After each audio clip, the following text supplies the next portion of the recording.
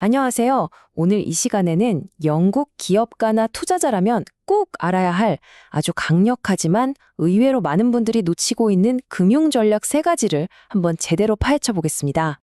자, 그럼 바로 본론으로 들어가 볼까요? 오늘 우리가 왜 이 얘기를 하는지 그 핵심을 짚는 질문 하나로 시작해 보겠습니다. 첫 번째 도구, 바로 특수목적법인, 줄여서 SPV라고 부르는 건데요. 이게 뭐냐면요. 쉽게 말해서 어떤 특정 일을 하기 위한 맞춤형 구조를 짜는 거라고 보시면 됩니다. 그럼 SPV가 정확히 뭘까요? 이게 뭐 특별한 종류의 회사로 따로 등록하고 그런 게 아니에요.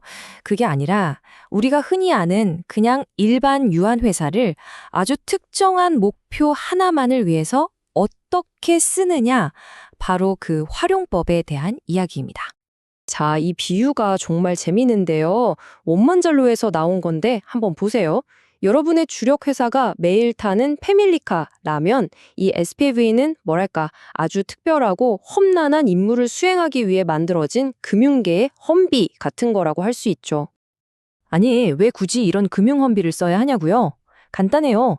리스크가 아주 큰 프로젝트가 있다고 쳐보세요. 이걸 기존 사업이랑 딱 분리시켜서 재무적으로나 운영적으로나 위험을 완벽하게 차단하는 거죠. 뭐 예를 들면 특정 프로젝트만 싹 정리해서 팔고 싶을 때, 아니면 새로운 파트너랑 거래 구조를 짤 때 정말 이상적인 방법입니다.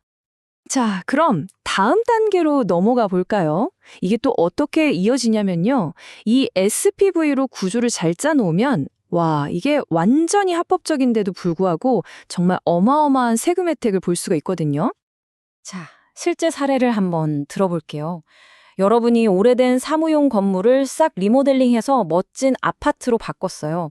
그리고 이걸 총 500만 파운드에 팔려고 합니다. 자, 상상이 되시죠? 만약에 구매자가 이 아파트들을 그냥 건물 자체로 사들인다고 하면요. 인지세라고 하죠. 부동산 살 때 내는 세금. 이게 무려 76만 파운드가 넘게 나옵니다. 엄청나죠? 이러면 당연히 구매자 입장에서는 그만큼 가격을 깎으려고 할 거 아니에요. 그런데 말이죠. 여러분이 이 아파트 자체를 파는 게 아니라 이 아파트들을 소유하고 있는 바로 그 회사, 즉 SPV를 통째로 판다면 어떻게 될까요? 이때는 인지세가 주식 거래에 대해서만 붙습니다. 세율이 고작 0.5%예요. 그러니까 세금이 달랑 2만 5천 파운드로 줄어드는 겁니다. 자, 이 표를 보시면 차이가 그냥 한눈에 들어오죠. 일반적인 방식으로 팔았을 때랑 SPV를 통해 팔았을 때 세금 차이가 무려 73만 6천 파운드입니다. 그냥 어떤 구조를 선택했느냐 딱 그 차이 하나로 이만큼을 아낀 거예요. 대단하지 않나요? 이건 뭐 사는 사람 입장에서는 정말 엄청난 혜택이죠.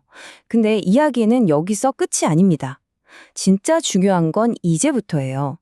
이 SVV 구조가요, 사업자산 롤오버 공제라는 제도를 활용해서 파는 사람, 그러니까 바로 여러분의 이익에 대한 세금까지 관리해주는 아주 결정적인 역할을 하거든요.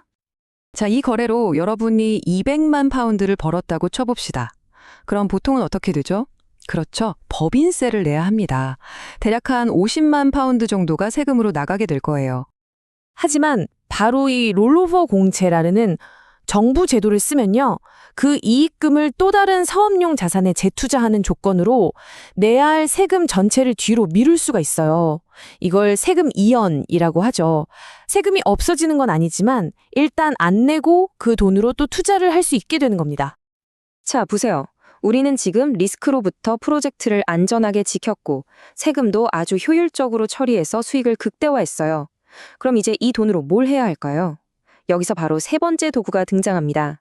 이건 여러분의 아주 장기적인 부, 바로 연금을 그냥 수동적으로 받는 게 아니라 직접 컨트롤해서 강력한 자산으로 만드는 방법에 대한 이야기입니다. 원문 자료에 정말 충격적인 개인 사례가 하나 나오는데요. 어떤 분이 은퇴하면 1년에 고작 8천 파운드의 연금을 받게 될 예정이었어요. 그런데 다른 선택지가 있었던 거죠. 그 연금을 미래에 찔끔찔끔 받는 대신 지금 당장 현금으로 받는 이전 가치라는 옵션이요. 그 금액이 얼마였는지 아세요? 무려 39만 파운드였습니다. 엄청난 액수죠. 이분은 그 돈을 받아서요. 자기가 직접 운용할 수 있는 자기 주도형 연금 계좌로 옮겼습니다. 그리고 그 돈의 일부로 시내에 있는 상가 하나를 샀어요. 결과가 어땠을까요? 그 상가 하나에서 첫 해에 바로 25,000파운드의 임대 수입이 나왔습니다. 원래 받기로 했던 연금의 3배가 넘는 돈이죠. 심지어 예정보다 20년이나 일찍부터 받기 시작한 거고요. 그리고 이 모든 수입은 연금 계좌 안에서 세금 한 푼 없이 계속 불어나는 겁니다. 그러니까 핵심은 바로 이겁니다. 원문 자료에서도 이렇게 묻고 있죠. 자신의 돈을 직접 통제하는 것이 이렇게나 큰 차이를 만든다는 사실에 놀랍지 않으신가요? 라고요. 그냥 수동적으로 돈만 넣는 저축가에서 내 연금을 직접 굴리는 능동적인 투자자로 바뀌었을 때 그 결과의 차이가 정말 어마어마하다는 거죠. 자, 오늘 정말 중요한 이야기들을 많이 나눴는데요. 이 강력한 금융 도구들에 대해서 우리가 쭉 살펴봤는데 여기서 여러분이 꼭 가슴에 새겨야 할 핵심 내용들은 뭘까요? 네, 딱 3가지입니다. 첫째, SPV를 금융 멀티툴처럼 사용해서 리스크를 분리하고 세금 효율을 극대화하는 것. 둘째, 롤오버 공제 같은 합법적인 제도를 똑똑하게 활용해서 성장의 발판을 마련하는 것. 그리고 마지막 셋째, 그냥 묵혀두는 연금이 아니라 내 연금을 직접 운용해서 나만의 개인 발전소로 만드는 것. 바로 이 3가지입니다. 결국 마지막에 이런 질문을 던지게 됩니다. 여러분의 금융적인 미래가 여러분 인생에서 가장 중요한 프로젝트라고 한다면 여러분은 지금 그 프로젝트를 성공시키기 위한 최고의 도구들을 손에 쥐고 계신가요? 한번 진지하게 생각해 볼 문제 아닐까요?